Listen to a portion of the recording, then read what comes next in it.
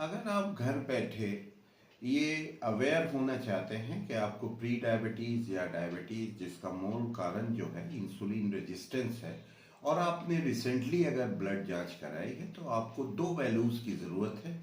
और उससे जो है आपको पूरी तरह से घर बैठे ये मालूम हो सकता है कि आपको डायबिटीज़ हो गई है कि नहीं, आपको प्री डायबिटीज़ हो गई है तो नहीं।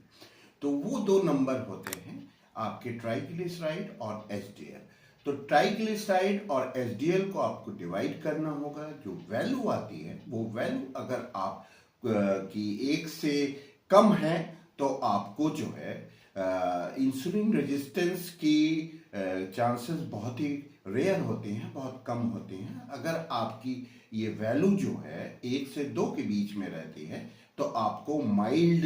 इंसुलिन रेजिस्टेंस हो सकता है, जिससे आपको डायबिटीज या प्री डायबिटीज हो सकती है। और अगर ये वैल्यू आपकी जो है 2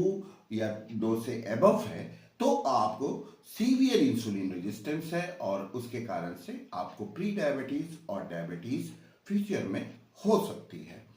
तो ये जो वैल्यू होती है ये बहुत ही इंपॉर्टेंट होती है, और इससे जो है आप जो है इसका इंसुलिन रेजिस्टेंस का पता चलता है। और इंसुलिन रेजिस्टेंस का जो से जो बीमारियां होती हैं जैसे प्री डायबिटीज और डायबिटीज, उसके बारे में आप घर बैठे पता लगा सकते हैं। दूसरी चीज ये कि इंसुलिन रेजिस्टेंस के लिए एक खुशखबरी ये है कि इसको रिवर्स किया जा सकता है। ये जो है तो आप जो है प्री डायबिटीज और डायबिटीज को भी अपनी रिवर्स कर सकते हैं, और इसके लिए किसी मेडिकेशन की जरूरत नहीं होती,